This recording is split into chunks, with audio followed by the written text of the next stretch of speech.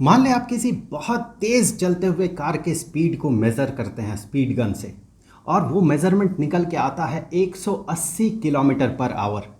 अब इसी इन्फॉर्मेशन को अगर आपको अपने अमेरिकी दोस्त को ट्रांसफ़र करना है, कन्वे करना है, तो आप इसे माइल पर आवर में कन्वर्ट करके उसे कहेंगे, क्योंकि उसे किलोमीटर पर आवर का अंदाज़ा नहीं है। और वहीं पर अगर किसी साइंटिफिक कैलकुलेशन के लिए आपको इस डेटा का यूज़ करना है, तो आप उसे मीटर पर सेकंड में कन्वर्ट कर लेंगे। तो स्पीड वही है, उसी कार का उसी पॉइंट ऑफ टाइम में जो स्पीड है वही स्पीड है, वैल्यू सब का बराबर है, लेकिन न्यूमेरिक वैल्यू जो असाइंड है यहाँ पर तीनों केसेस में अलग अलग है, क्योंकि तीन अलग अलग यूनिट्स में ये मेज़रमेंट जो है इसे रिप्रेजेंट किया जा रहा है। लेकिन इन तीनों में एक बात कॉमन है, भले ही यूनिट्स अलग अलग हो, भले ही न्यूमेरिक वैल्यू इन यूनिट्स के साथ एसोसिएटेड जो है वो अलग अलग हो, 180, 111.847 या 50, लेकिन एक बात तीनों में कॉमन है, इनके यूनिट्स जो है उन यूनिट्स के न्यूमरेटर में लेंथ है, लेंथ का यूनिट है, और डिनोमिनेटर में टाइम का यूनिट है, तीनों ही केसेस में। ऐसा इसलिए होता है क्योंकि ये तीनों ही एक ही फिजिकल क्वांटिटी को रिप्रेजेंट कर रहा है, जो कि है स्पीड। और स्पीड होता है लेंथ, आप डिस्टेंस कह सकते हैं, डिस्टेंस एक तरह का लेंथ ही है। स्पीड होता है लेंथ डिवाइडेड बाय टाइम। इसीलिए चाहे यूनिट इसका कैसा भी हो, उस यूनिट के न्यूमरेटर में एक ऐसा यूनिट अपीयर करेगा जो कि लेंथ के लिए होता है, और डिनोमिनेटर में ऐसा यूनिट अपीयर करेगा जो कि टाइम के लिए होता है। एक और बात, यहाँ पर स्पीड जो है ये स्पीड डिराइव्ड क्वांटिटी है, और यहाँ पर लेंथ और टाइम जो है ये बेस क्वांटिटीज़ है। हर एक डिराइव्ड क्वांटिटीज़ को बेस क्वांटिटी के तौर पे रिप्रेजेंट किया जा सकता है, क्योंकि डिराइव्ड क्वांटिटी को डिफाइन ही ऐसे किया जाता है, किसी बेस क्वांटिटी के रेफरेंस में उसे डिफाइन किया जाता है। तो हर एक डिराइव्ड क्वांटिटी के भीतर बेस क्वांटिटीज़, एक से ज़्यादा बेस क्वांटिटीज़ होता है। तो यहाँ से आता है कॉन्सेप्ट डायमेंशन, फिजिकल क्वांटिटी का डायमेंशन। तो चैप्टर है यूनिट्स एंड मेजरमेंट, फिजिक्स का स्टैंडर्ड 11th के लिए यह चैप्टर है, और ये तीसरा टॉपिक है इस चैप्टर का। तो हम बात करेंगे डायमेंशंस ऑफ फिजिकल क्वांटिटीज़ के बारे में। तो देखिए, इससे पहले हम लोगों ने देखा था कि फिजिकल क्वांटिटीज़ मतलब जितने भी मेज़रेबल क्वांटिटीज़ हैं, जिन्हें हम मेज़र कर सकते हैं, वो सारे फिजिकल क्वांटिटीज़ होते हैं। फिजिकल क्वांटिटीज़ को दो कैटेगरीज़ में, मेनली दो कैटेगरीज़ में कैटेगराइज किया जा सकता है, बेस क्वांटिटीज़ और डिराइव्ड क्वांटिटीज़। बेस क्वांटिटीज़ उस तरह के क्वांटिटीज़ होते हैं जिन्हें कि डिफाइन करने के लिए किसी और की ज़रूरत नहीं होती है, किसी और तरह के क्वांटिटी की ज़रूरत नहीं होती है। ये हमारे अपने चॉइस ऑफ रेफरेंस के कारण होता है। हमने 7 क्वांटिटीज़ को बेस क्वांटिटीज़ के तौर पे डिफाइन कर दिया है: length, time, mass, electric current, thermodynamic temperature, amount of substance और ल्यूमिनस इंटेंसिटी। अब बाकी जितने भी फिजिकल क्वांटिटीज़ हैं, सब को हम इन 7 क्वांटिटीज़ से डिफाइन कर सकते हैं, और उन सब को कहा जाता है डिराइव्ड क्वांटिटीज़, क्योंकि उन्हें बेस क्वांटिटीज़ के रेफरेंस में डिफाइन किया जा रहा है। जैसे कि वॉल्यूम हो गया, डेंसिटी हो गया, स्पीड हो गया। अब वॉल्यूम का ही एग्जांपल ले ले, वॉल्यूम होता है length into length into length. किसी भी तरह का वॉल्यूम आप ले ले, वो 3 लेंथ्स को मल्टीप्लाई करके बनता है। आप डेंसिटी ले लें तो डेंसिटी में आपको न्यूमरेटर में मिलेगा मास और डिनोमिनेटर में मिलेगा वॉल्यूम। मतलब मास न्यूमरेटर में और डिनोमिनेटर में 3 बार लेंथ। तो मास से और लेंथ से 3 बार लेंथ को मल्टीप्लाई करते हुए मास से और लेंथ से हम डेंसिटी बना सकते हैं। सिमिलरली स्पीड का केस तो हमने देख ही लिया, लेंथ डिवाइडेड बाय टाइम, ये होता है स्पीड। उसी तरह से acceleration, force, work, power, pressure, electric charge वगैरह वगैरह जितने भी बाकी फिजिकल क्वांटिटीज़ हैं, सब को बेस क्वांटिटीज़ के टर्म में डिफाइन किया जाता है, इसीलिए उन्हें डिराइव्ड क्वांटिटीज़ कहा जाता है। अब यहाँ से आता है डायमेंशन का कॉन्सेप्ट। जितने भी बेस क्वांटिटीज़ हैं, फंडामेंटल क्वांटिटीज़ जो है, उन्हें एक एक डायमेंशन आप मान सकते हैं। जैसे कि मास, इसे एक डायमेंशन माना जा सकता है। ये इंडिपेंडेंट है, किसी और पे डिपेंडेंट नहीं है हमारे डेफिनेशन के हिसाब से। ये इंडिपेंडेंट है, किसी और पे डिपेंडेंट नहीं है। लेंथ किसी और पे डिपेंडेंट नहीं है, टाइम किसी और पे डिपेंडेंट नहीं है। तो इन्हें एक एक डायमेंशन कहा जाता है। आप डायमेंशन, स्पेशियल डायमेंशन का भी केसेस आप देखेंगे, ये वो वाला डायमेंशन नहीं है। स्पेशियल डायमेंशन जैसे कि X axis, Y axis, Z axis से हम स्पेस को रिप्रेजेंट कर सकते हैं, उसे 3 डायमेंशनल स्पेस कहा जाता है। एक प्लेन को वाई एक्सिस और एक्स एक्सिस से हम रिप्रेजेंट कर सकते हैं, इसे टू डायमेंशनल स्पेस या 2 डायमेंशनल प्लेन आप कह सकते हैं। वो डायमेंशन ये नहीं, ये हर एक फिजिकल क्वांटिटी एक दूसरे पे इंडिपेंडेंट होने के कारण इसे हम एक डायमेंशन कह सकते हैं, यूनिक डायमेंशन। मास एक यूनिक डायमेंशन है, लेंथ एक यूनिक डायमेंशन है, टाइम एक यूनिक डायमेंशन है, इलेक्ट्रिक करंट एक यूनिक डायमेंशन है, टेम्परेचर एक यूनिक डायमेंशन है। इस तरह से हर 7 जो बेस क्वांटिटीज़ हैं उन्हें डायमेंशन के तौर पर ट्रीट किया जा सकता है। अब जितने भी डिराइव्ड क्वांटिटीज़ हैं, चूँकि उन्हें बेस क्वांटिटीज़ के टर्म में रिप्रेजेंट किया जा सकता है या डिफाइन किया जा सकता है, तो हम कहते हैं कि जो डिराइव्ड क्वांटिटीज़ है उसके डायमेंशन में बेस क्वांटिटीज़ का डायमेंशंस है। छोटा सा यहाँ पर एग्जाम्पल ले लेते हैं, जैसे कि यहाँ पर डिराइव्ड क्वांटिटीज़ को चूँकि डिफाइन किया जा सकता है बेस क्वांटिटीज़ के टर्म में, इसीलिए उसका जो डायमेंशन होता है उस डायमेंशन में ही बेस क्वांटिटीज़ होता है। चलिए कुछ एग्जाम्पल से ले लेते हैं, जैसे कि मास को अगर रिप्रेजेंट करना है तो ऐसे रिप्रेजेंट किया जा सकता है। मास का डायमेंशन है m स्टैंड्स फॉर मास के डायमेंशन ये m, इसे ऐसे रिप्रेजेंट किया जाएगा, तो ये मास को रिप्रेजेंट करेगा। सिमिलरली अगर इस तरह से L लिखा जाए, L stands for length, L लिखा जाए और इस तरह से ये जो ब्रैकेट है, स्क्वायर ब्रैकेट है, इसके अंदर अगर इसे लिखा जाए तो ये लेंथ के डायमेंशन को रिप्रेजेंट करेगा। और उसी तरह से T लिख के अगर ऐसे स्क्वायर ब्रैकेट लगा दिया जाए तो ये टाइम के डायमेंशन को रिप्रेजेंट करेगा। मास हो गया, लेंथ हो गया, टाइम हो गया। अब देखिए वॉल्यूम क्या है। वॉल्यूम को हम डिफाइन कैसे करते हैं? समहाउ वॉल्यूम 3 तरह के लेंथ्स का प्रोडक्ट होता है, लेंथ इनटू लेंथ होता है। इसीलिए इसका जो यूनिट मिलता है हमें, इसका यूनिट मिलता है क्यूबिक मीटर, क्यूबिक सेंटीमीटर, इस तरह से हमें उसका यूनिट मिलता है। ये रिप्रेजेंट करता है कि यहाँ पर 3 क्वांटिटीज़ ऐसे मल्टीप्लाई किया गया है जिनके यूनिट में सेंटीमीटर था, centimetre into centimetre into centimetre, तो ये क्यूबिक सेंटीमीटर बना। फॉर एग्जांपल एक क्यूब है, एक क्यूब है 2 सेंटीमीटर एज है जिसका, तो 2 सेंटीमीटर और ये इस तरह का क्यूब है, इसका जो लेंथ, ब्रेड्थ और हाइट है ये 2 सेंटीमीटर का है।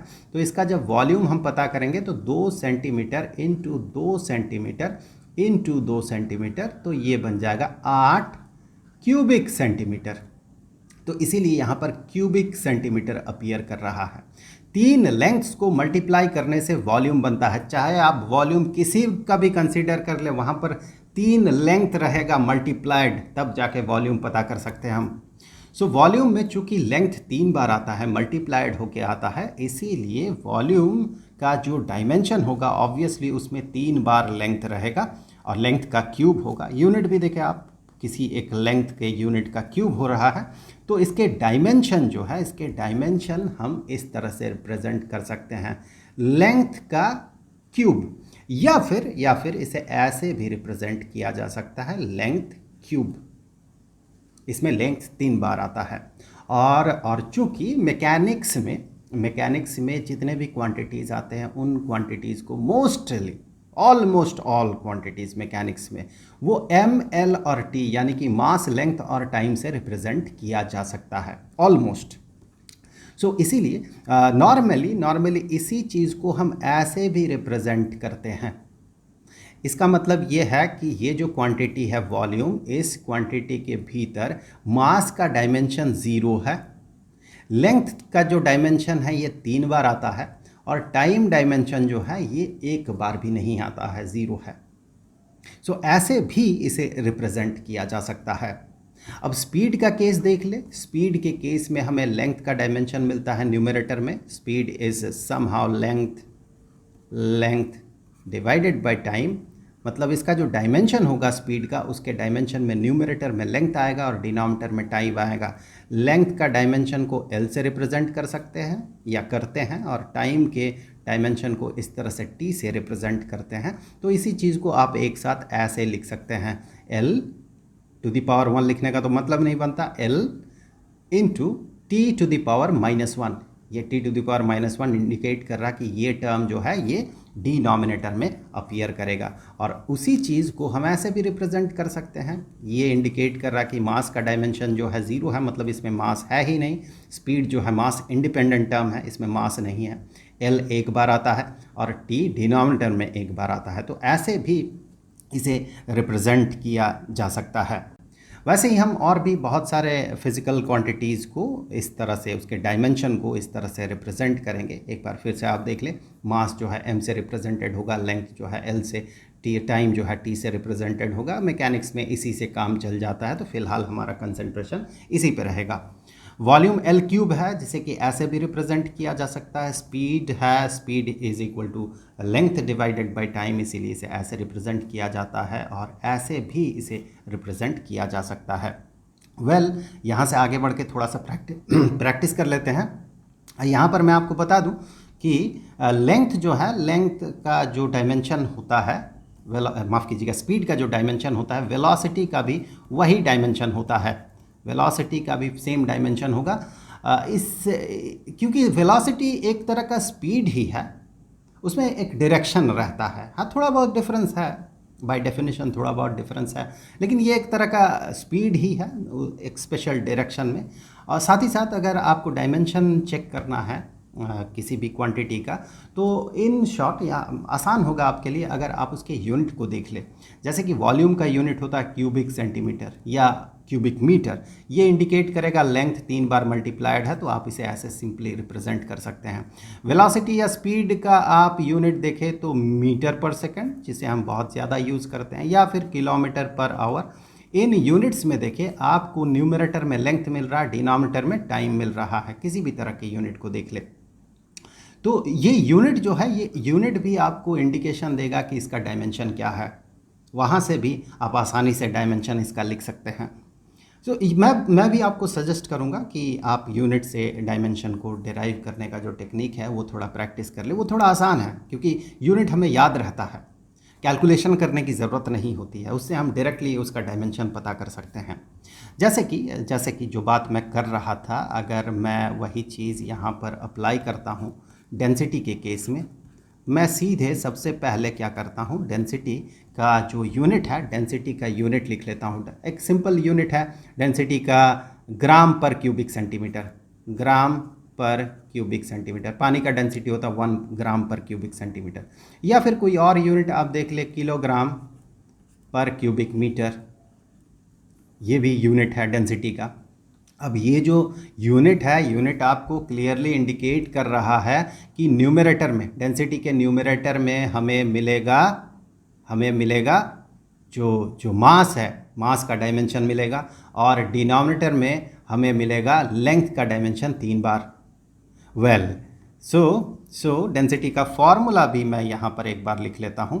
डेंसिटी का जो फॉर्मूला है, density is equal to mass per unit volume. Mass per unit volume, mass divided by volume is density.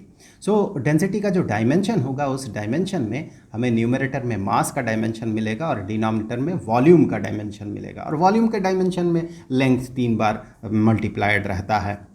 So density का जब हम डायमेंशन लिखेंगे तो ऐसे लिखते हैं नॉर्मली, डेंसिटी का डायमेंशन, डेंसिटी को ऐसे स्क्वायर ब्रैकेट के अंदर रखते हैं। सो डेंसिटी के डायमेंशन में हमें न्यूमरेटर में मिलेगा मास का डायमेंशन, और डिनोमिनेटर में हमें मिलेगा वॉल्यूम का dimension, that mean L cube मिलेगा। इसी चीज़ को हम ऐसे भी रिप्रेजेंट कर सकते हैं, m, और चूंकि एल क्यूब डिनोमिनेटर में है, इसे अगर न्यूमरेटर में लिखे तो l टू द पावर -3। अब चाहे तो ब्रैकेट को यहाँ पर क्लोज कर सकते हैं, या फिर अगर आप चाहें तो यहाँ पर टाइम डायमेंशन जो है यहाँ पर इंक्लूड कर सकते हैं और यहाँ पर 0 लगा सकते हैं। सो डेंसिटी के डायमेंशन में मास का डायमेंशन 1 बार आता है, लेंथ का डायमेंशन -3 बार आता है, या दैट मीन डिनोमिनेटर में 3 बार आता है, और टाइम का डायमेंशन 0 बार आता है, 1 बार भी नहीं आता है। मतलब ये टाइम इंडिपेंडेंट क्वांटिटी है। अब यहाँ से एक्सीलरेशन को अगर आप देखें तो एक्सीलरेशन के केस में अगर आप सीधे अगर यहाँ पर इसका यूनिट देखें, वैसे मैं पहले ना इसका जो फॉर्मूला होता है वो लिख लेता हूँ। यहाँ पर एक्सीलरेशन इज इक्वल टू, हमें पता है, rate of change in velocity. So velocity divided by time, change in velocity divided by time period, कितने समय में वो वेलोसिटी में चेंज हो रहा है, या चेंज इन टाइम भी आप कह सकते हैं। यहाँ पर देखिए वेलोसिटी का डायमेंशन स्पीड वाला डायमेंशन ही होगा, और यहाँ पर अगर आप इसके यूनिट को भी साथ साथ देख लेते हैं तो इसका जो यूनिट होता है, ये यूनिट होता है मीटर पर सेकंड स्क्वायर्ड। ऐसे भी हम लिख सकते हैं, या ऐसे भी लिख सकते हैं, मीटर पर सेकंड स्क्वायर्ड, ऐसे भी लिखा जा सकता है। सो मीटर पर सेकंड स्क्वायर्ड होता है, सेंटीमीटर पर सेकंड स्क्वायर्ड होता है। तो ये यूनिट आपको इंडिकेट करेगा कि इसका डायमेंशन किस तरह का होगा। आप यहाँ से भी उसका डायमेंशन पता कर सकते हैं, यूनिट से भी उसका डायमेंशन पता कर सकते हैं। सो एक्सीलरेशन का जो डायमेंशन होगा, एक्सीलरेशन, इसका डायमेंशन होगा वेलोसिटी का डायमेंशन न्यूमरेटर में। So velocity that means speed का dimension, length per time, speed का डायमेंशन था लेंथ, डिवाइडेड बाय टाइम होता है speed. So length into t⁻⁻1, ये इंडिकेट करेगा, ये t जो है डिनोमिनेटर में है, और फिर से डिनोमिनेटर में है t, ये वाला टाइम जो है। अब इसको एक साथ अगर आप लिखेंगे तो ये l जो है, ये l, और ये t जो है t⁻⁻1, और यहाँ से भी t⁻⁻1, क्योंकि ये t जब न्यूमरेटर में जाएगा तो ये t⁻⁻1 बन जाएगा। सो t⁻⁻1 और t⁻⁻1, सो t⁻⁻2 बन गया। ये जो यूनिट है, यूनिट भी आपको वही रिप्रेजेंट करके दे रहा है। ये मास यहाँ से, माफ़ कीजिएगा, हाँ, ये मीटर है, मीटर मास नहीं है, आई एम सॉरी, ये लेंथ है। So this metre indicates length, so this metre indicates length, और ये सेकेंड इट इंडिकेट्स टाइम, ये टाइम को इंडिकेट कर रहा है। तो वहाँ से भी आप ऐसे इसे पता कर सकते हैं बड़े आसानी से। और इसी चीज़ को हम ऐसे भी लिख सकते हैं, m⁻0 l⁻1, 1 को लिखने की ज़रूरत नहीं है, पावर में अगर 1 रहे, t⁻⁻2। इस तरह से फोर्स जो है, फोर्स को भी मैं यहाँ पर लिख देता हूँ, force, mass into acceleration is equal to force. So force का जो फॉर्मूला होता है, फोर्स का फॉर्मूला होता है मास इंटू एक्सेलरेशन। और इसका अगर आप अगर इसका यूनिट देखें, SI यूनिट देखें, वो होता तो न्यूटन है। न्यूटन बेसिकली होता है kilogram metre per second squared, kilogram metre per second squared. 9th में आपने इसे काफ़ी यूज़ किया है, स्टैंडर्ड 9th में। सो 1 किलोग्राम, एक न्यूटन का फोर्स का मतलब होता है 1 किलोग्राम में 1 मीटर पर सेकंड स्क्वायर्ड का एक्सेलरेशन लगाने वाला जो फोर्स होता है वो 1 न्यूटन का होता है। इसीलिए 1 newton is equal to 1 kilogram metre per second squared, या 1 kilogram into 1 metre per second squared.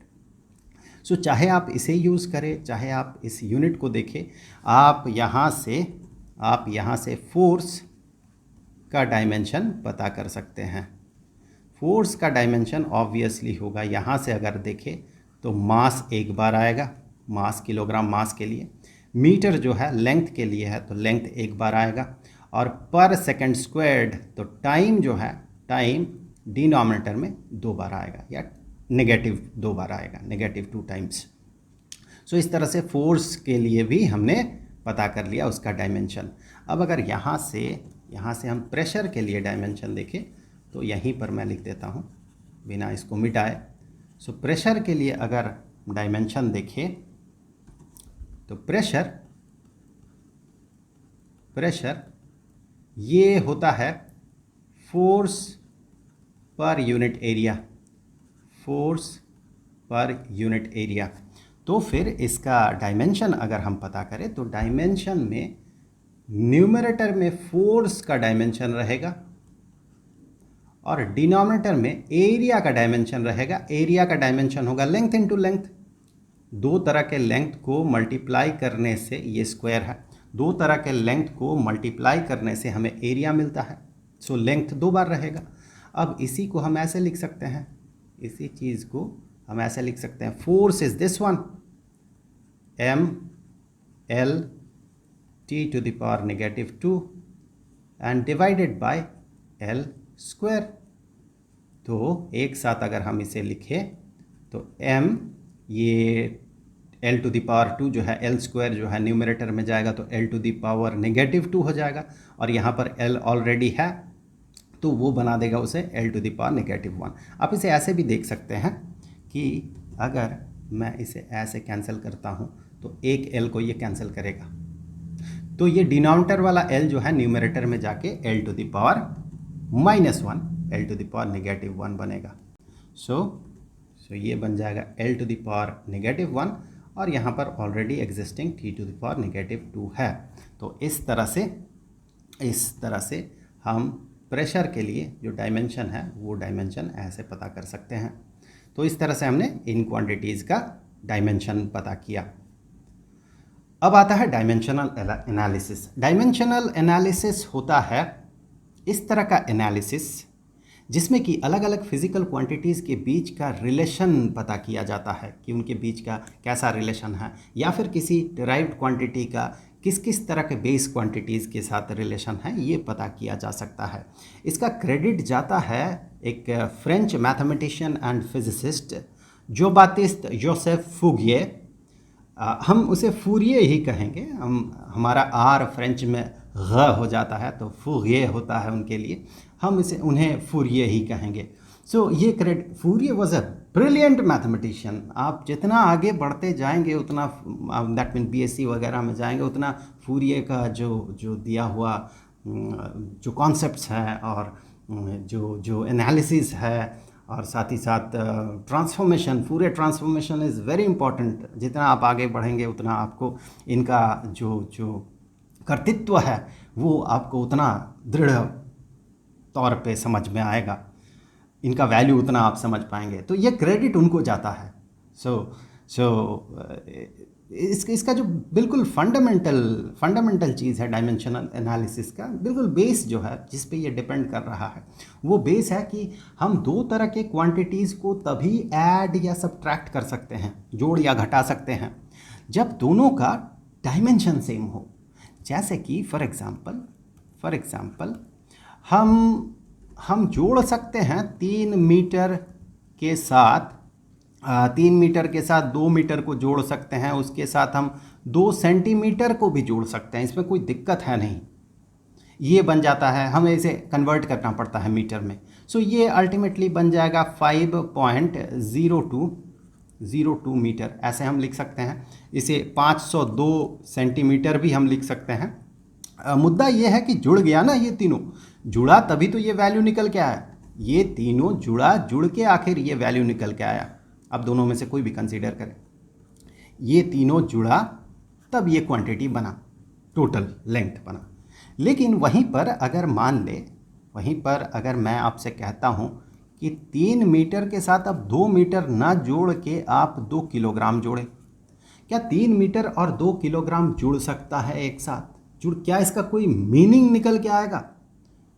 3 metre और 2 किलोग्राम जोड़ रहे हैं। एक्चुअली जोड़ना, फिजिकल क्वांटिटीज़ को जोड़ने का मतलब क्या होता है? जोड़ के आप क्या देख रहे हैं यहाँ पर? मान ले दो वायर्स हैं आपके पास, उन 2 वायर्स को आप जोड़ रहे हैं। तो जोड़कर हम क्या पता करना चाहते हैं? हम कौन सा जोड़ पता करना चाहते हैं? मान ले हम जोड़ के उसका लेंथ पता करना चाहते हैं, तो हम उन दोनों को जोड़ेंगे और टोटल लेंथ जो है वो पता करेंगे। अगर हम जोड़ के उसका मास पता करना चाहते हैं तो दोनों को एक साथ लेके दोनों का मास हम पता कर रहे हैं। तो हम जोड़ने के बाद किस फिजिकल क्वांटिटी को नापना चाहते हैं या किस फिजिकल क्वांटिटी को नापने के लिए हम जोड़ रहे हैं, सबसे पहले तो ये तय करना पड़ता है ना। तो अल्टीमेटली जोड़ने के बाद हमें एक फिजिकल क्वांटिटी मिलता है, और वो फिजिकल क्वांटिटी कोई एक ही तरह का फिजिकल क्वांटिटी होगा। अब जिस तरह का फिजिकल क्वांटिटी को हम जोड़ना चाहते हैं उन उन उन ऑब्जेक्ट्स के सिर्फ उसी क्वांटिटी को हम कंसीडर करते हैं। जैसे कि अगर हमें दो वायर्स है और दो वायर्स का टोटल लेंथ देखना है, तो हमने पहले ही तय कर लिया ना कि हमें लेंथ डायमेंशन देखना है दोनों का मिला जुला, तो हमने ये तय कर लिया। तो इसका भी लेंथ और इसका भी लेंथ, दोनों का लेंथ को कंसीडर करके हम जोड़ेंगे। अगर दोनों का मास, टोटल मास पता करना है तो इसका भी मास लेंगे, इसका भी मास लेंगे और इन्हें जोड़ देंगे, एक साथ मास पता करेंगे उन दोनों का। तो पहले ही हमने तय कर लिया क्या पता करना है और उसी क्वांटिटी को हम एक साथ जोड़ सकते हैं। ऐसे लेंथ और मास एक साथ नहीं जुड़ता है। इसका रीज़न ये भी है कि ये दोनों कंप्लीटली इंडिपेंडेंट हैं, एक दूसरे पे डिपेंडेंट नहीं होता है। बेस क्वांटिटीज़ जो है इंडिपेंडेंट होते हैं, एक दूसरे पे डिपेंडेंट नहीं होते हैं। सो इंडिपेंडेंट होने के कारण भी इस तरह से हम इसे जोड़ नहीं सकते, ये इस तरह के क्वांटिटीज़ जुड़ेंगे नहीं।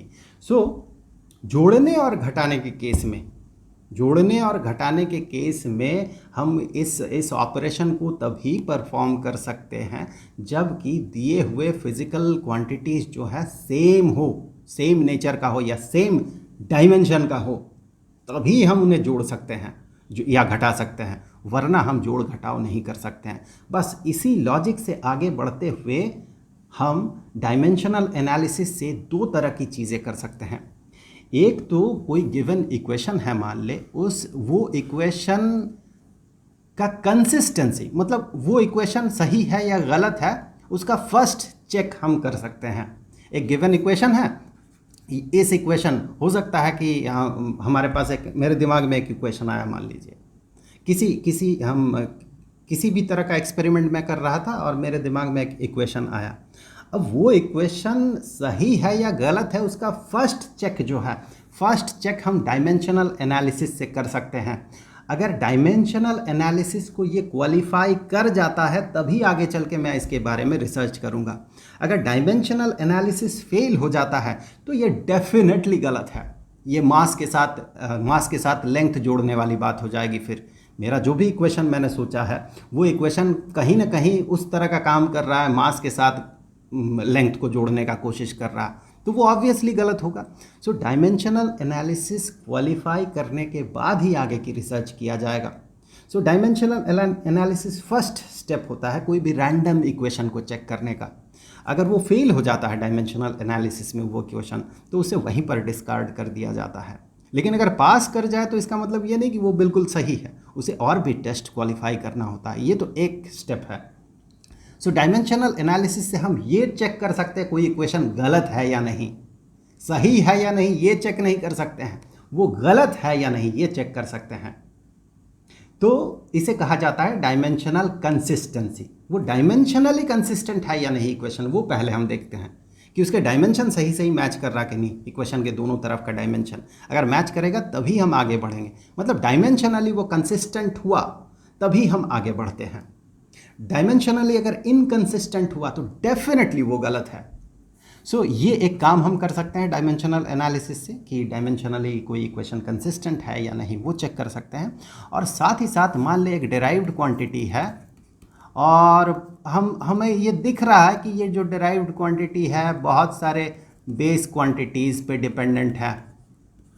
हम देख रहे हैं कि एक बेस क्वांटिटी को चेंज किया जा रहा है तो इसमें चेंज आ रहा है, एक दूसरे तरह के बेस क्वांटिटी को चेंज किया जा रहा है तो भी इसमें चेंज आ रहा है, और एक तरह के बेस क्वांटिटी में चेंज किया जा रहा तो भी इसमें चेंज आ रहा है। और हमें दिख रहा है कि ये डिराइव्ड क्वांटिटी जो है ये 3 तरह के बेस क्वांटिटीज़ पे डिपेंडेंट है।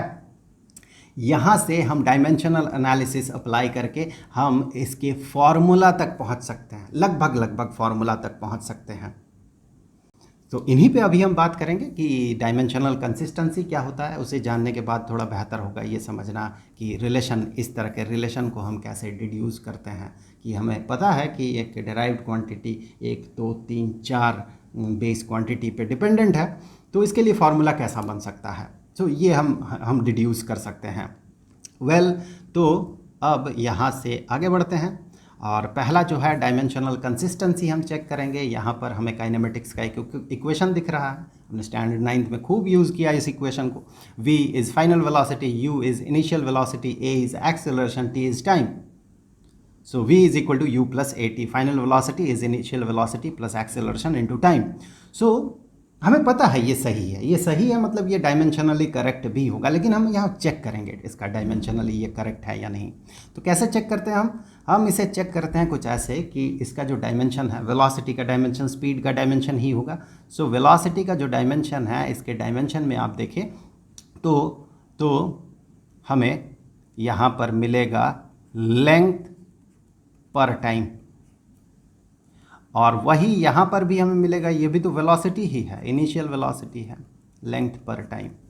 और यहाँ पर एक्सेलरेशन इनटू टाइम, इस केस में हमें क्या मिलेगा, एक्सेलरेशन के केस में लेंथ पर टाइम स्क्वायर मिलता है, और टी जो है टाइम इटसेल्फ टी है।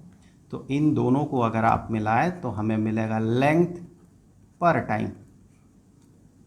यहाँ T to the power negative 2 है, यहाँ पर टी है, इन दोनों को मल्टीप्लाई करें तो T to the power negative 2 into T to the power 1, so ये बन जाएगा T to the power negative 2 plus 1, so negative 2 plus 1 is negative 1। तो यहाँ पर गौर करने वाली बात यह है कि आप देखिए यहाँ पर इस टर्म का जो डायमेंशन है, इस टर्म का जो डायमेंशन है और इस टर्म का जो डायमेंशन है, ये सेम है। दो चीज़ें देखिए, यहाँ पर इसका और इसका डायमेंशन सेम है, इन दोनों का डायमेंशन सेम है, तभी जाके हम इसे जोड़ पा रहे हैं। और ये दोनों जुड़ने के बाद इनका जो डायमेंशन था वही डायमेंशन ये देगा। जैसे कि 2 मीटर के साथ अगर हम 3 मीटर को जोड़ते हैं, 3 ग्राम को तो जोड़ नहीं सकते, सेम होना चाहिए डायमेंशन दोनों का। सो 2 मीटर के साथ 3 मीटर को जोड़ने से हमें 5 मीटर ही मिलता है। तो यहाँ पर इसका डायमेंशन देखिए, इसका डायमेंशन है L into T to the power minus 1, यहाँ पर इसका भी डायमेंशन हुआ L into T to the power minus 1। इन दोनों को जोड़ने से हमें जो क्वांटिटी मिलने वाला है उसका भी डायमेंशन में होना चाहिए L into T to the power minus 1, जो कि यहाँ पर है। दैट मीन ये वाला जो इक्वेशन है ये डायमेंशनली करेक्ट है। सो हमें क्या चेक करना है कि जितने भी टर्म्स अपीयर कर रहा है, जैसे कि यहाँ पर एक टर्म तो ये है, फाइनली जो हमें टर्म मिलेगा इक्वेशन के इस साइड में एक ही टर्म है, ये वाला एक टर्म है, ये एक टर्म है और ये और एक टर्म है। सारे टर्म्स के डायमेंशन बराबर होने चाहिए, तब जाके ये इक्वेशन डायमेंशनली वैलिड होगा या कंसिस्टेंट होगा। उसी तरह से ये भी हमने इस तरह का भी इक्वेशन देखा था स्टैंडर्ड 9th में, लेकिन यहाँ पर कुछ मिसिंग है। तो यहाँ पर हम चेक करेंगे ये डायमेंशनली करेक्ट है या नहीं, कंसिस्टेंट है या नहीं। एस मतलब लेंथ, एस डिस्टेंस या डिस्प्लेसमेंट मुझे कहना चाहिए। Displacement is equal to initial velocity into time plus half into acceleration into time. होता क्या है, स्क्वायर्ड होता है, टाइम का स्क्वायर्ड होता है। लेकिन यहाँ पर ये गिवन इक्वेशन है, ऑब्वियसली डायमेंशनली कंसिस्टेंट होगा या नहीं होगा, चलिए देखते हैं होगा या नहीं होगा। सो ये जो है डिस्प्लेसमेंट डिस्प्लेसमेंट लेंथ है, u इंटू टी। सो u तो लेंथ है, लेंथ पर टी है, लेंथ पर टाइम है u, और t जो है टाइम है। सो ये u है और ये t है। दोनों का मिला जुला या दोनों का जो प्रोडक्ट होगा, दोनों का प्रोडक्ट जो होगा ये होगा L, और यहाँ पर t to the power negative 1 और t मल्टीप्लाइड हुआ तो कैंसिल हो जाएगा ये दोनों, तो ये L है। यहाँ देखिए ये इसका डायमेंशन और इसका डायमेंशन मैच कर गया, सेम है, इसका भी डायमेंशन मैच करना होगा ना उसके साथ। सो इसका जब हम डायमेंशन देखते हैं इसका, तो हाफ का तो कोई डायमेंशन है नहीं, हाफ इज़ अ नंबर, तो इसका कोई डायमेंशन नहीं होता, नंबर्स का कोई डायमेंशन नहीं होता है। और यहाँ पर ए जो है डायमेंशन क्या इंडिकेट करता है, फिजिकल क्वांटिटी को इंडिकेट करता है, नंबर किसी फिजिकल क्वांटिटी को इंडिकेट नहीं करता, तो नंबर का भी डायमेंशन नहीं होता। Acceleration is L T to the power negative 2। Unit सोच ले एक्सेलरेशन का, metre per second squared, metre is length और second is time, so L T to the power negative 2, और इसके साथ मल्टीप्लाइड हो रहा टी टाइम, माफ़ कीजिएगा इसके साथ मल्टीप्लाइड हो रहा टी टाइम। तो ये क्या बना के दे रहा हमें, L into T to the power minus 1। तो आप देखिए इनका जो डायमेंशंस था, इसका डायमेंशन L और L था, लेंथ और लेंथ दोनों का ही डायमेंशन था। इसके डायमेंशन में आ रहा है लेंथ डिवाइडेड बाय टाइम, मतलब ये डायमेंशनली इनकंसिस्टेंट है। सही इक्वेशन क्या है, सही इक्वेशन हमें पता है कि सही इक्वेशन में यहाँ स्क्वायर आता है, S is equal to U T plus half A T squared. तो यहाँ पर 2 आता है, अगर उसे मैं यहाँ पर पुट करता हूँ तो टी स्क्वायर्ड हो जाएगा यहाँ पर, और ये T to the power negative 2 और टी स्क्वायर्ड ये दोनों इसे कैंसिल कर देगा, हटा देगा यहाँ से, और ये डायमेंशनली सही हो जाएगा ये इक्वेशन। तो इस तरह से डायमेंशनल कंसिस्टेंसी चेक करते हुए हम ये पता कर सकते हैं कि कोई गिवन इक्वेशन या रैंडमली हमने कोई इक्वेशन सोचा, वो इक्वेशन गलत है या नहीं, हम इसके गलत होने को चेक कर सकते हैं। अगर डायमेंशनली कंसिस्टेंट हुआ तो भी आगे हमें बहुत सारी चीज़ें देखनी होती है, रिसर्च करना पड़ता है, सोचना पड़ता है, उसके पीछे के रीज़न को खोजना पड़ता है। लेकिन डायमेंशनली गलत हुआ मतलब वो गलत ही है, ऐसा ब्रह्मांड में कहीं भी लेंथ के साथ मास नहीं जुड़ सकता है। तो वही चीज़ यहाँ पर कहा गया है कि अगर कोई इक्वेशन फेल हो जाता है, इस डायमेंशनल कंसिस्टेंसी टेस्ट पे फेल हो जाता है, तो ये गलत प्रमाणित हो जाता है कि वो गलत है। लेकिन अगर वो पास कर जाता है तो इसका मतलब ये नहीं है कि वो सही है। फॉर एग्जांपल ये डायमेंशनली करेक्ट हो गया, अभी यहाँ पर स्क्वायर है तो डायमेंशनली करेक्ट हो गया। अभी मैं क्या करता हूँ, यहाँ से ये जो हाफ है, इस हाफ को मैं यहाँ से हटा देता हूँ, ये हाफ जो है यहाँ से हट गया, अब भी तो ये डायमेंशनली करेक्ट है कि नहीं। सो यहाँ से अगर हाफ हटा देते हैं तो भी डायमेंशनली करेक्ट है, और साथ ही साथ यहाँ पर मैं अगर 5 मल्टीप्लाई कर देता हूँ तो भी डायमेंशनली करेक्ट ही रहेगा, क्योंकि 5 को मल्टीप्लाई करने से इसके डायमेंशन में कोई चेंज नहीं आ रहा है, हाफ को हटा देने से इसके डायमेंशन में कोई चेंज नहीं आ रहा, तो अब भी ये डायमेंशनली कंसिस्टेंट ही है। आप ये याद रखिए, यहाँ पर 2 है मतलब ये डायमेंशनली सही है। सो अब भी ये डायमेंशनली सही है, लेकिन क्या ये सही इक्वेशन है? नहीं है। सो इसीलिए कहा जाता है कि अगर ये इस टेस्ट को कोई इक्वेशन पास कर भी जाता है तो इसका मतलब ये नहीं है कि वो सही है। इसका मतलब यही है कि डायमेंशनली करेक्ट कोई इक्वेशन सही होगा इसका कोई मतलब नहीं है, लेकिन अगर वो डायमेंशनली इनकंसिस्टेंट हुआ तो वो पक्का गलत है। अब यहाँ पर हमें क्या करना है, हमें एक गिवन इक्वेशन है half M V squared is equal to M G H, वो जो काइनेटिक एनर्जी और पोटेंशियल एनर्जी इसके बीच का जो रिलेशन है, हम किसी बॉल को गिरा देते हैं, ऑब्जेक्ट को गिरा देते हैं एच हाइट से, तो जब यहाँ तक पहुँचेगा एच हाइट तक गिर जाएगा, जब एक बॉडी को छोड़ रहे हैं हम एच हाइट तक जब गिर जाएगा तो उस समय उसके पास कुछ वेलोसिटी रहेगा, वी वेलोसिटी रहेगा, तो वो जो पोटेंशियल एनर्जी है वो काइनेटिक एनर्जी में कन्वर्ट हो रहा है, वही वाला इक्वेशन है यहाँ पर। सो यहाँ पर एम मास है, वी वेलोसिटी है, जी एक्सेलरेशन ड्यू टू ग्रेविटी और एच है हाइट। हमें ये चेक करना है डायमेंशनली सही है या नहीं। सो सबसे पहले हम क्या करते हैं, लेफ्ट हैंड साइड जो है, लेफ्ट हैंड साइड का डायमेंशन जो है, मैं पूरा लिख दूँ, dimension of left hand side. So dimension of left hand side. So left hand side का डायमेंशन अगर देखें तो हाफ एम वी स्क्वायर्ड है, हाफ का तो कोई डायमेंशन नहीं होता है, एम वी स्क्वायर्ड, एम है मास, एम है मास, ठीक है, एम है मास, सो मास का एम, वी स्क्वायर्ड, वी होता है लेंथ पर टाइम, वी मतलब speed velocity, length divided by time, so length per time, और यहाँ पर ये स्क्वायर है तो स्क्वायर लगा दिया हमने यहाँ पर, सो ये बन जाएगा मास इनटू एल स्क्वायर, इसे स्क्वायर करना है हमें, ये जो स्क्वायर है L square into T to the power negative 2, T to the power negative 1 को स्क्वायर करने से T to the power negative 2 हो गया। सो इसे एक साथ अगर लिखें तो ये बन जाएगा M L square T to the power -1। मतलब ये जो आपको डायमेंशन दिख रहा है ये किसका डायमेंशन है? मेरा सवाल आपसे ये है, ये जो डायमेंशन आपको दिख रहा है किसका है, किस फिजिकल क्वांटिटी का है? सोच लिया आपने, किस क्वांटिटी का है? एनर्जी का है, because half M V squared is kinetic energy, ये एनर्जी का डायमेंशन है। चलिए मैं लिख ही देता हूँ यहाँ पर। उप्स, तो यहाँ पर मैं लिख ही देता हूँ, क्या आया था डायमेंशन हमारा डायमेंशन आया था M L squared T to the power -2। So ये आया था हमारा dimension half M V squared का। सो ये जो है ये एनर्जी का डायमेंशन है, ये एनर्जी का डायमेंशन है।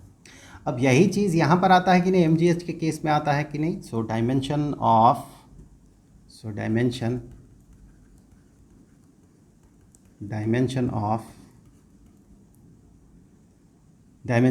Right hand side, so dimension of right hand side is mgh. so m stands for mass का m, g stands for acceleration due to gravity, that means ये एक acceleration है।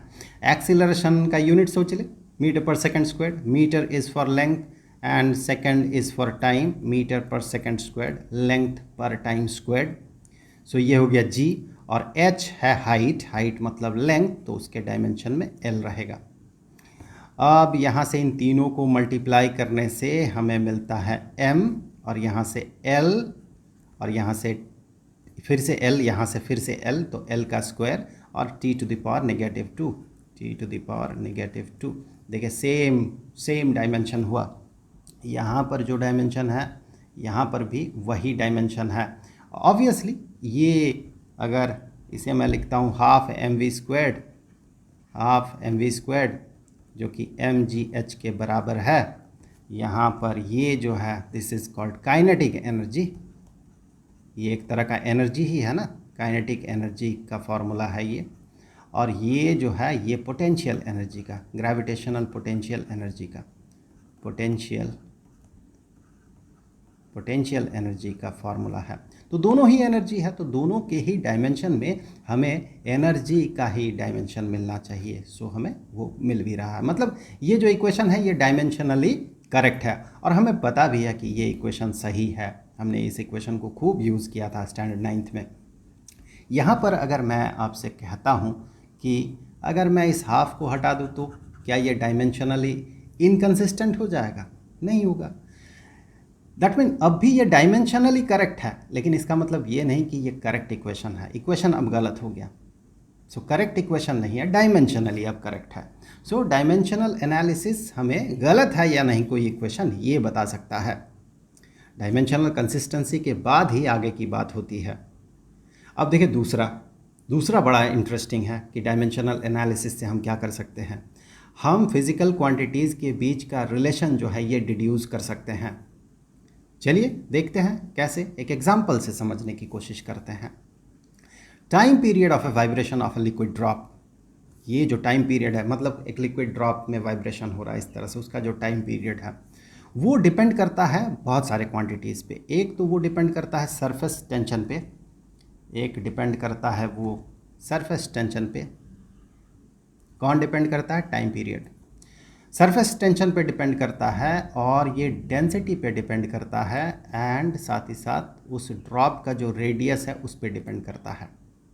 ये डिपेंड करता है सरफेस टेंशन उस liquid का जिस लिक्विड में वाइब्रेशन हो रहा है, डेंसिटी पे उस लिक्विड के डेंसिटी पे, और साथ ही साथ वो जो ड्रॉप है उस ड्रॉप के रेडियस पे डिपेंड करता है। देखिए इसके बारे में आपको कुछ नहीं पता, सरफेस टेंशन भी आप नहीं जानते हैं, आप कैसा सिनेरियो है ये भी नहीं जानते हैं, लेकिन डायमेंशनल एनालिसिस से हम यहाँ पर उसका डायमेंशनल कंसिस्टेंसी को ज़रूर जान सकते हैं।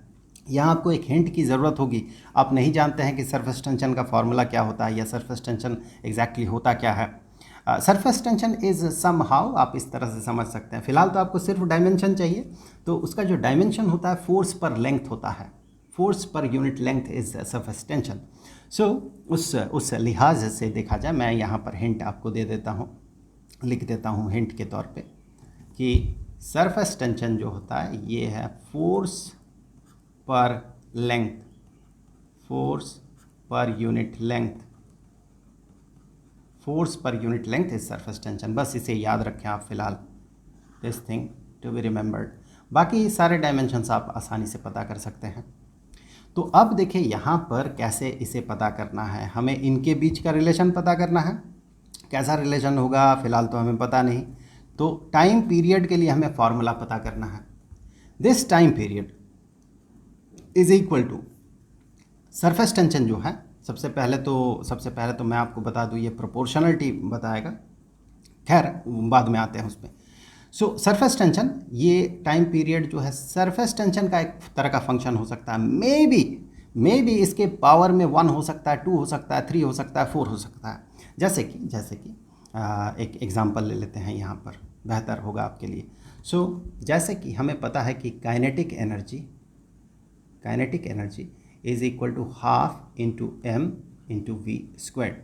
मतलब ये जो काइनेटिक एनर्जी है, दिस काइनेटिक एनर्जी मास पे डिपेंडेंट है और ये वेलोसिटी पे डिपेंडेंट है। मास पे ऐसा डिपेंडेंसी है इसका कि मास के एक ही बार पे डिपेंडेंट है, मतलब m⁻1 पे डिपेंडेंट है।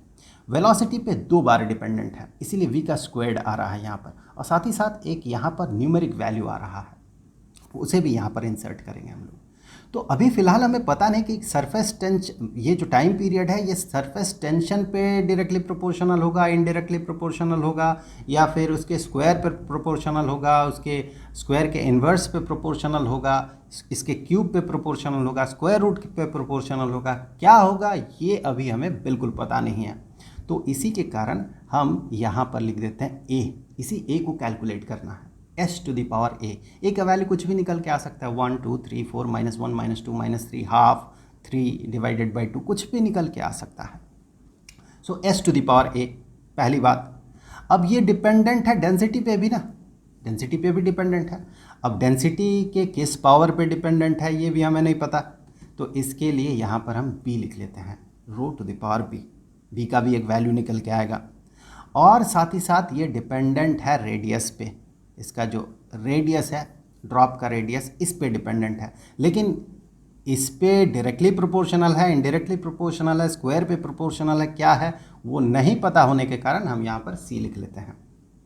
और साथ ही साथ यहाँ पर एक कांस्टेंट अपीयर कर सकता है, उस कांस्टेंट के लिए यहाँ पर के लिख लेते हैं। इस के को हम कैलकुलेट नहीं कर सकते हैं, डायमेंशनल एनालिसिस से हम इस कांस्टेंट ऑफ प्रोपोर्शनलिटी को किसी भी तरह से पता नहीं कर सकते हैं, ये पॉसिबल ही नहीं है, क्योंकि ये जो नंबर होता है, ये नंबर डायमेंशन में कोई फ़र्क नहीं डालता है, इसीलिए ये नंबर कुछ भी हो, इन दोनों के डायमेंशन में कोई फ़र्क नहीं पड़ेगा। इसीलिए रिवर्स वे में आप सोचें तो रिवर्स तरीके से जब आएंगे, ये कौन सा वैल्यू होगा ये हम पता नहीं कर सकते।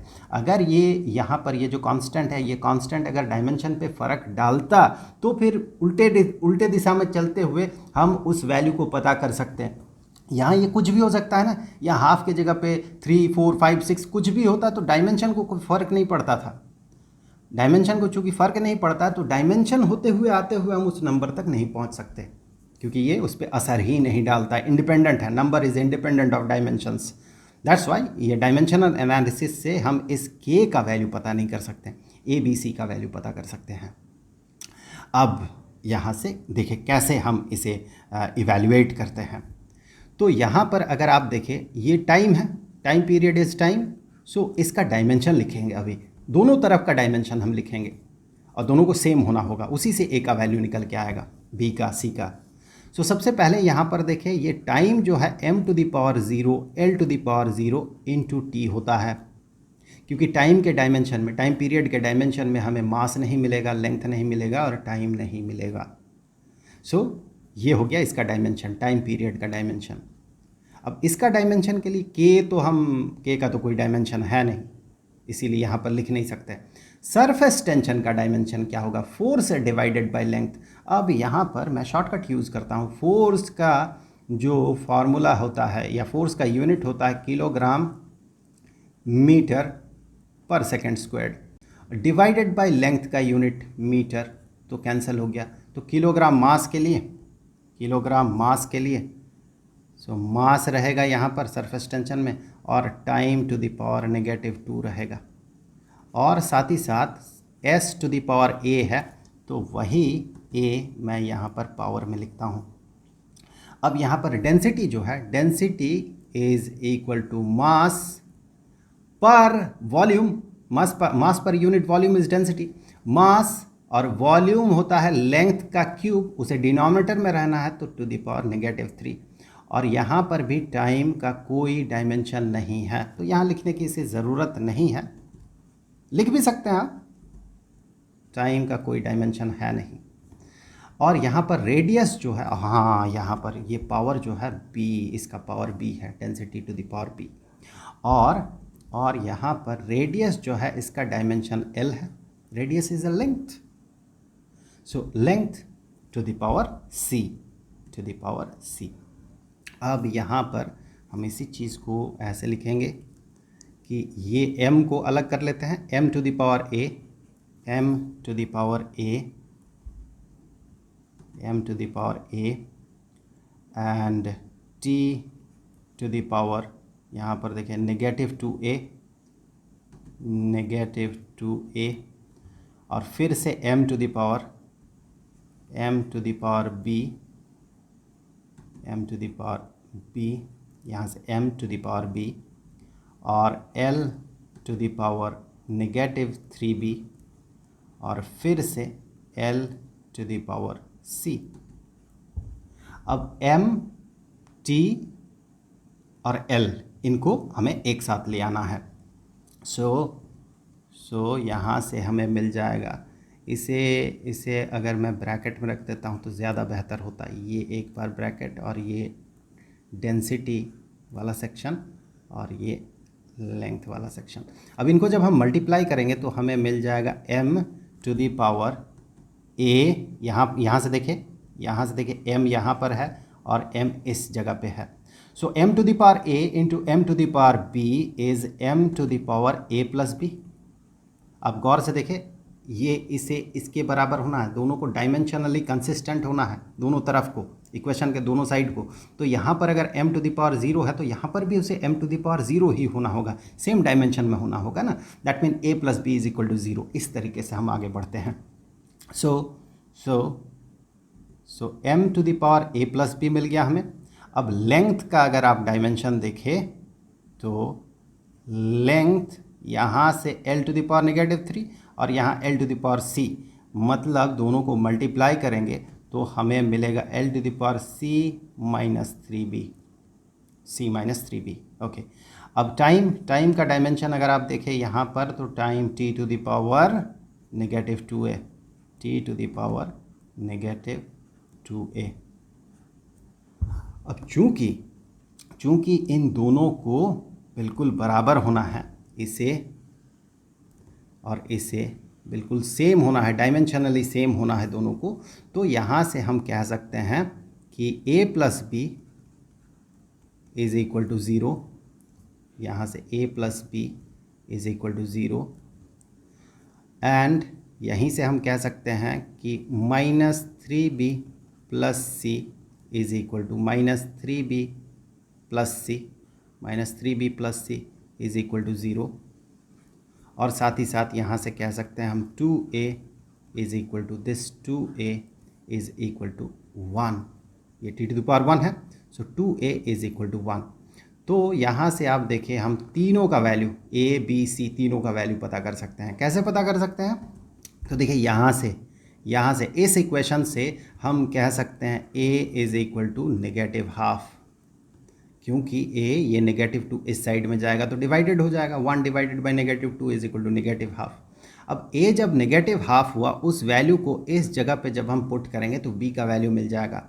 सो b यहाँ से इस इक्वेशन से हम कह सकते हैं b is equal to minus a, so that is equal to half, b is equal to half.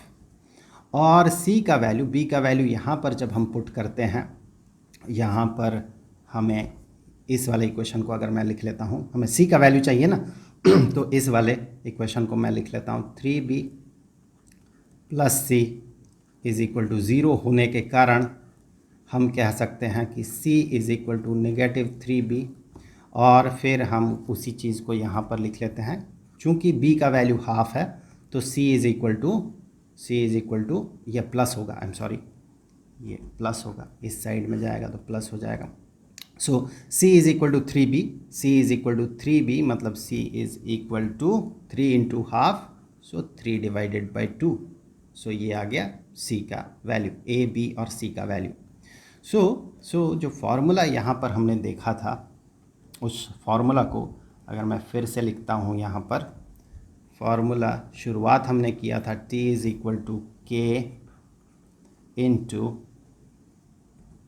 Surface tension, density और रेडियस, इनके पावर्स में a के पावर में हमें मिल रहा है नेगेटिव हाफ, रो के पावर में है b, s के पावर में a था, a का वैल्यू नेगेटिव हाफ है, वही नेगेटिव हाफ हमने यहाँ पर लिखा, और यहाँ पर रो के पावर में b, सो b का वैल्यू हाफ, और r के पावर में c है, c का value 3 divided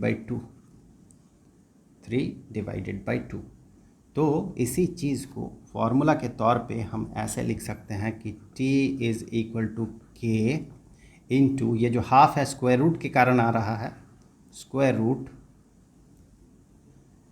row to the power half है, सो रो न्यूमरेटर में जाएगा, स्क्वायर रूट ऑफ रो मतलब होता है square root rho to the power half.